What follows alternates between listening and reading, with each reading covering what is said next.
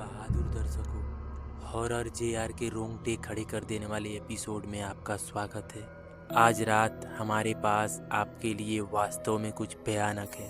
तैयार हो जाइए।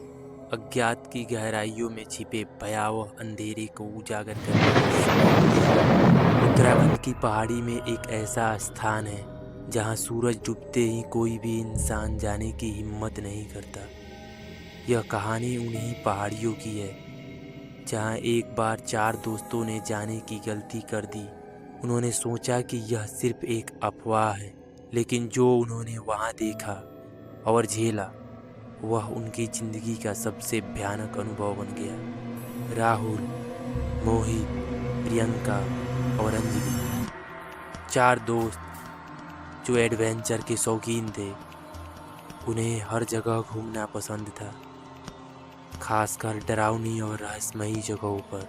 एक दिन किसी लोकल व्यक्ति से उन्होंने उत्तराखंड की एक पहाड़ी के बारे में सुना जिसे लोग भूतिया पहाड़ कहते थे।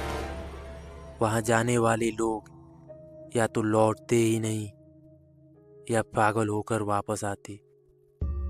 राहुल ने हंसते हुए कहा, भूत ऊत कुछ नहीं होते, ये सब अफवाह है।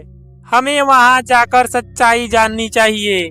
मोहित और प्रियंका सहमत हो गए, लेकिन अंजलि को यह विचार पसंद नहीं आया। मुझे नहीं लगता कि ये सही है।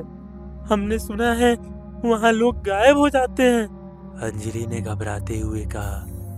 बस एक रात की बात है। राहुल ने समझाया। आखिरकार अंजलि भी मान गई और वे चारों अगले ही दिन पहाड़ की ओर निकल पड़े। चारों दोस्तों ने अपनी बाइक उठाई और पहाड़ की ओर निकल पड़े। रास्ते में उन्हें कई गांव वाले मिले जो उन्हें वहां जाने से रोकने लगे। एक बुढ़े बाबा ने कहा, बेटा मत जाओ, यह पहाड़ अभिशाप है, वहां जाने वाले कभी लौटते नहीं। लेकिन दोस्तों ने इसे सिर्फ एक अंधविश्वास समझकर अनदेखा कर दिया और अपनी यात्रा जारी रखी। शाम होते होते वे पहाड़ी के पास पहुंच गए। चारों ने एक पुरानी टूटी फूटी इमारत देखी जो किसी समय पर एक धर्मशाला रही होगी। यहीं रुकते हैं, सुबह होते ही वापस लौट जाएंगे। राहुल ने ऐसा कहा। अंदर घुसते ही ठंडी हवा का एक झोंका आया और माहौल अचानक भारी लगने लगा। रात को सबने आग जलाई और खाना खाया। धीरे धीरे सबको नींद आने लगी। आधी रात को प्रियंका की आंख खुली।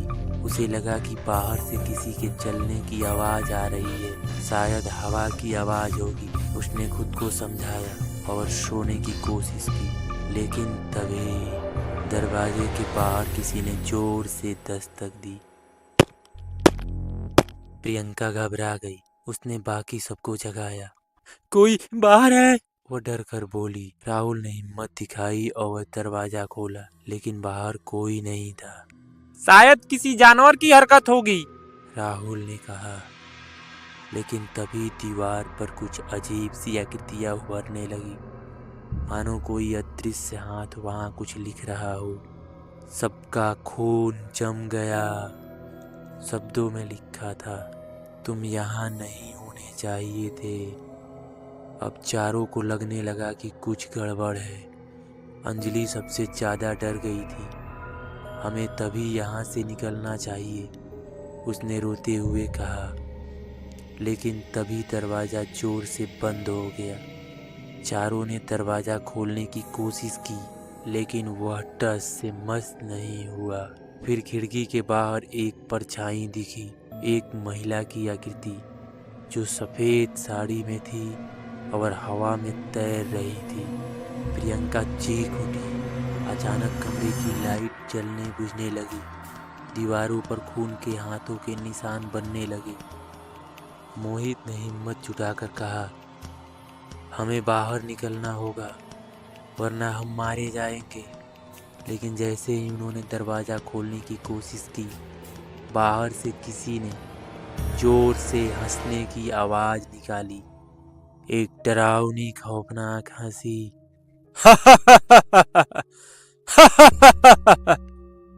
डर के मारे चारों एक दूसरे के हाथ पकड़कर बैठ गए। तभी खिड़की के बाहर से प्रियंका की आवाज आई, मोहित, मेरी मदद करो। मोहित ने बाहर झांका, लेकिन प्रियंका तो उसके पास ही बैठी थी। तो फिर खिड़की के बाहर कौन था? तभी कमरे की सारी रोशनी बुझ गई और जब दोबारा जली तो मोहित गायब था। अब कमरे में सिर्फ 3 लोग थे। राहुल और अंजलि ने मोहित को ढूंढने की कोशिश की, लेकिन उसका कोई नामो निशान नहीं था। फिर प्रियंका भी अचानक चीखते हुए गायब हो गई। अब सिर्फ राहुल और अंजलि बचे थे।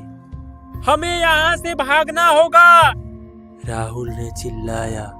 राहुल और अंजलि ने दरवाजा तोड़ने की कोशिश की, लेकिन तभी बाहर से किसी ने जोर से दरवाजा थपथपाया। दरवाजा खुला और सामने एक बुजुर्ग बाबा खड़े थे।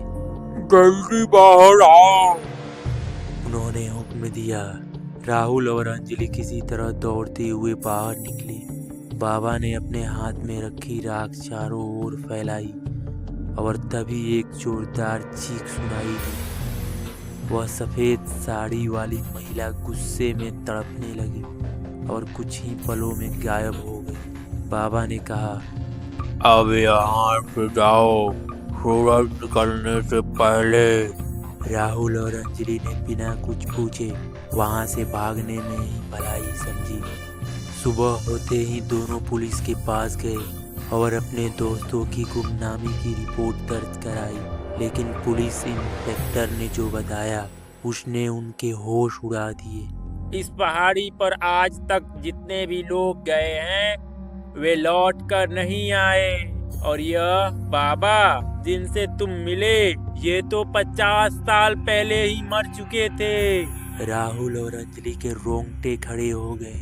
उन्होंने दोबारा पहाड़ी की ओर देखा, लेकिन वहां कोई पुरानी धर्मशाला नहीं था। तो फिर उन्होंने रात भर कहाँ बिताई थी और उनके दोस्त वे कहाँ गए, कोई नहीं जानता। आज भी उत्तराखंड की इस पहाड़ को भूतिया पहाड़ कहा जाता है। लोग कहते हैं